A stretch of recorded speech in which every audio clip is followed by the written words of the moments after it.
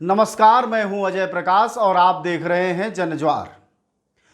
निर्मला सीतारमण जो कि हमारे इस देश की वित्त मंत्री हैं, यानी हमारे आर्थिक हालातों को देखती और सुधारती और बेहतर करती हैं, उन्होंने कल सोने पर सुहागा दिया। Whereas this year we are facing an extraordinary situation, you're facing an act of God which might even result in a contraction of the economy.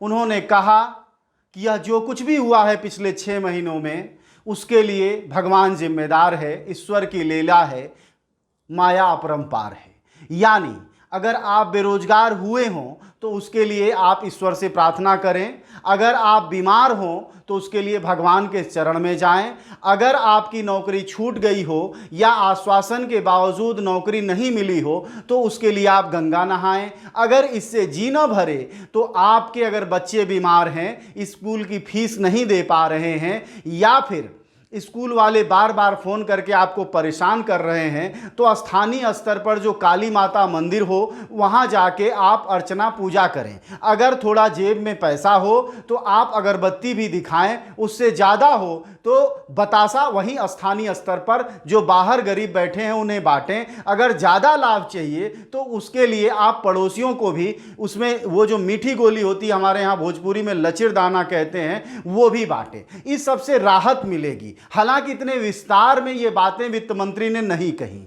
वित्त मंत्री वैसे भी अगर आप वित्त मंत्री को सुनते हो तो आपको ध्यान होगा वो बहुत कम बोलती हैं। वैसे भी परिवार में जो लोग पैसे को संभालते हैं वो भी बहुत कम बोलते हैं, वह धीर गंभीर हो जाते हैं। बड़े बड़े सेठ आपने देखे होंगे वो बहुत कम बोलते हैं और पूंजीपति जब आप बड़े होटलों में या उनके कॉन्फ्रेंसेज में जाएंगे तो आप देखेंगे वो हूं हां से काम चलाते हैं। तो उसी से मिलती जुलती छवि हमारे निर्मला सीतारमण की है और उन्होंने कहा है कि पिछले 6 महीनों में यानी मार्च से लेकर अब तक जो कुछ भी आपके जीवन में बुरा हुआ है उसके लिए प्रधानमंत्री मोदी, उनकी सरकार, उनकी गतिविधियां, उनकी योजनाएं, उनकी नीतियां जिम्मेदार नहीं हैं। उसके लिए अगर कोई जिम्मेदार है तो दूरदर्शी हमारा भगवान जो हमारा आपका है वह जिम्मेदार है। आपको जो कुछ भी हुआ है, मैंने गिनाया कि अगर ये सब हुआ, इससे ऊपर भी हो सकता है। जैसे किसी का तलाक हो गया हो पैसे के अभाव में, उसके लिए भी भगवान जिम्मेदार है।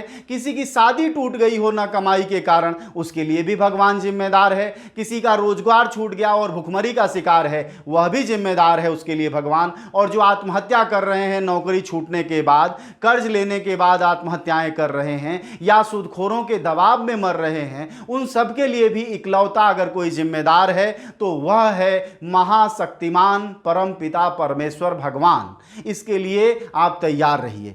इसलिए आप कोई धरना प्रदर्शन अगर कर रहे हो तो उसे रोक दें। धरना प्रदर्शन करने वालों को पोस्टर समेत आप भगवान के दरबार में जाएं। आप अगर चाहें, आपके पास ज्यादा पैसा है तो आप जुटा लें और उस पैसे को लेकर जगन्नाथपुरी, केदारनाथ, बाबा धाम, वो कन्याकुमारी, बालाजी, जितने तरह के भगवान, सबसे बड़ी जगता हमारी माता इधर वैष्णो देवी, उससे आगे अमरनाथ, जहां आपका जी चाहे वहां जाएं। जो लोग आंदोलन कर रहे हैं, प्रदर्शन कर रहे हैं, जैसे रेल बिक रही है, सरकार रेल बेच रही है, हालांकि सरकार कैसे बेचेगी, अब तो भगवान का ही सब किया धरा है।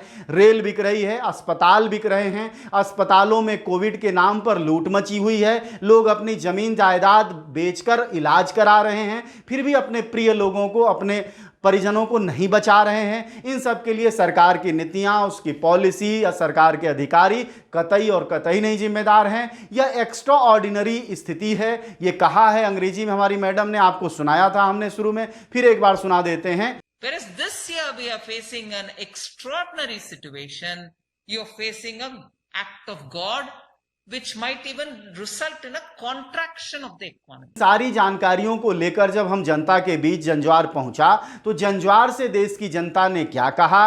क्या वह भी मानती है कि यह एक्ट ऑफ गॉड है या फिर यह मोदी का किया धरा है? मोदी सरकार की नीतियों और उनकी कैबिनेट की असफलताओं की यह नाकामी है जिसको ये देश झेल रहा है, और रोज 70, 77, 75 हजार कोरोना पॉजिटिव आ रहे हैं, 1000 के लगभग लोग मर रहे हैं, रोजगार के से जो लोग तबाह हैं उनके मरने वालों की संख्या इससे बहुत कहीं ज़्यादा है।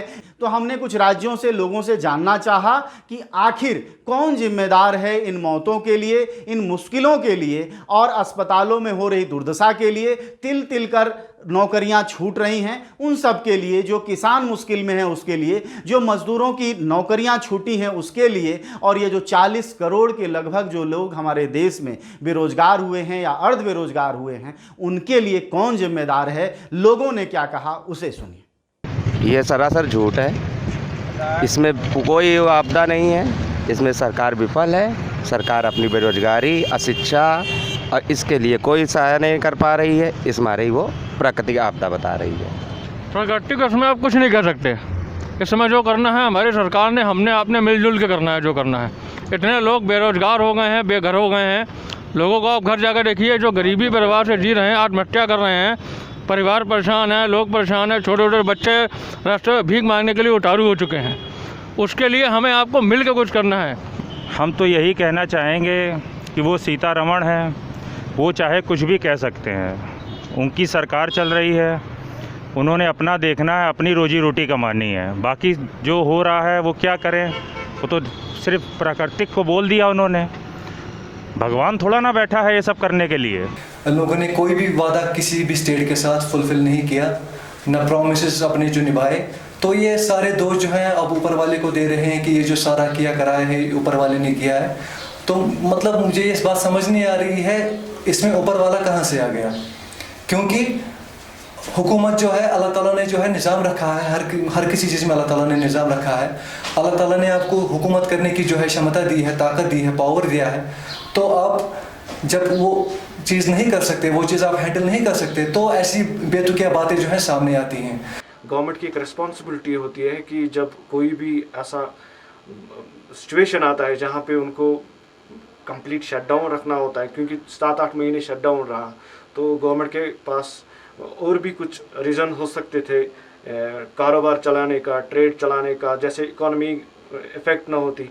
अगर आप देख सकते हैं कि बाकी जो कंट्रीज़ है जहाँ पे कोविड था, तो उनने कैसे सरवाइव किया इस दौरान भी, और उनकी इकोनॉमी जो है वो बिल्कुल हर्ट नहीं हुई। कोविड पैंडमिक की वजह से हुई, लेकिन उतनी भी नहीं जैसे अभी इंडिया में है। तो मुझे लगता है कि government should take responsibility for this, कि उनकी कुछ मिसमैनेजमेंट और कुछ पॉलिसीज़ जो उनने फॉलो नहीं किया, एग्जीक्यूट नहीं किया, मुझे लगता है उसकी वजह वो भी एक वजह है। क्योंकि आप ये नहीं कह सकते कि एक्ट ऑफ गॉड, जो कोविड पैंडमिक है वो एक एक्ट ऑफ गॉड था, तो इकोनॉमी इसी की वजह से कंट्रैक्ट्स हुई। मुझे लगता है कि गवर्नमेंट को इस पे एक उनको एक्सेप्ट करना चाहिए कि उनके भी कुछ फेल्योर्स है इसमें। बाकी मुझे लगता है कि उनको सुधारने के मौके भी है अभी। यह सिर्फ लोगों ने नहीं कहा है, आपको हम प्रधानमंत्री की बात सुनाते हैं। हमारे पास प्रधानमंत्री के एक भूत का वीडियो है। प्रधानमंत्री जो आजकल बोलते हैं उससे पहले उनका भूत कुछ और बोलता था। भूत हमेशा पीछे का होता है। तो यह पीछे वाले जो प्रधानमंत्री हैं उनका जो भूत है उसको हम सशरीर आपके सामने लेकर आए हैं। जरा वो सुनिए कैसे वो जनता की बात से, आप जो आजकल मांग कर रहे हैं या मैं जो आपसे बातें कह रहा हूं, हूबहू यही बातें हमारे प्रधानमंत्री कहते हैं। ये सुनिए। इन्हीं के कालखंड में महंगाई कहां से कहां पहुंच गई। एक तरफ जीडीपी का गिरना, दूसरी तरफ इन्फ्लेशन का बढ़ना। महंगाई बढ़े और वो भी इस हालात से बढ़े, और उसमें भी दिल्ली की सरकार हर बार नई तारीख देती रहे। आपने सुना होगा 1 साल पहले हर 3-4 महीने के बाद प्रधानमंत्री की डेट देते थे, फलानी तारीख के बाद महंगाई कम हो जाएगी, फसल के बाद महंगाई कम हो जाएगी, बजट के बाद महंगाई कम हो जाएगी, दिवाली के बाद महंगाई कम हो जाएगी। यही कहते रहे, देश में सुना है। और जिस दिन मीडिया का मूड कर जाएगा वो पुराने सारे उनके बाइक निकाल करके दिखाएंगे। यानी निर्मला सीतारमण ने जो कहा है वह हमारे प्रधानमंत्री ने भी कह दिया कि इसके लिए एक्ट ऑफ गॉड जिम्मेदार नहीं है। हालांकि आज के प्रधानमंत्री यानी वर्तमान मोदी, ये तो भूत मोदी थे। भाइयों बहनों, अब तो 1 साल से महंगाई के विषय पर बोलना ही बंद कर दिया है। उन्हें चिंता नहीं है और उन्होंने वादा किया था 100 दिन में महंगाई कम करेंगे। अब वर्तमान मोदी क्या यही भाषा बोल रहे हैं या वो भी निर्मला सीतारमण की तरह साधु वेश में आ गए हैं जैसा कि वह आते जा रहे हैं और अब एक्ट ऑफ गॉड को उन्होंने मान लिया है और हो सकता है फकीर आदमी है हिमालय की तरफ चल पड़े। वैसे भी लॉकडाउन है, चल पड़ेंगे, कोई देखेगा कोई नहीं देखेगा। खैर, इन सब के बीच बुनियादी बात यह है कि सरकार की नाकामियां, सरकार की असफलता, सरकार के जन विरोधी कानून, सरकार की तानाशाही और सरकार की विपक्ष विहीन जो कैबिनेट के फैसले हैं बिना संसद के चले हुए और लगातार अध्यादेश से लेकर सब कुछ जारी हो रहा है, इन सब के लिए अगर कोई जिम्मेदार है, क्योंकि यह जनता पर असर करते हैं और जनता पर जो पिछले 6 महीनों में असर कर रहे हैं, चूंकि एक्स्ट्रा ऑर्डिनरी वक्त चल रहा है इसलिए उसके लिए सरकार जिम्मेदार नहीं है। इसलिए आप अपनी जिम्मेदारी अपने पास खुद ओन कर लें। और वैसे भी हमारे यहाँ समाज में परंपरागत रूप से सब कुछ के लिए भगवान को जिम्मेदार ठहराया जाता है और चूंकि भाजपा पार्टी भगवान के करीब की पार्टी है, राम मंदिर के निर्माण से लेकर विश्वनाथ मंदिर और ज्ञानवापी के बनवाने में लगी हुई है, तो चूंकि वह पार्टी भगवान के बहुत करीब है, ईश्वर के बहुत करीब है, इसलिए उसे अधिकार भी है कि भगवान पर ही वह सब कुछ थोप दे,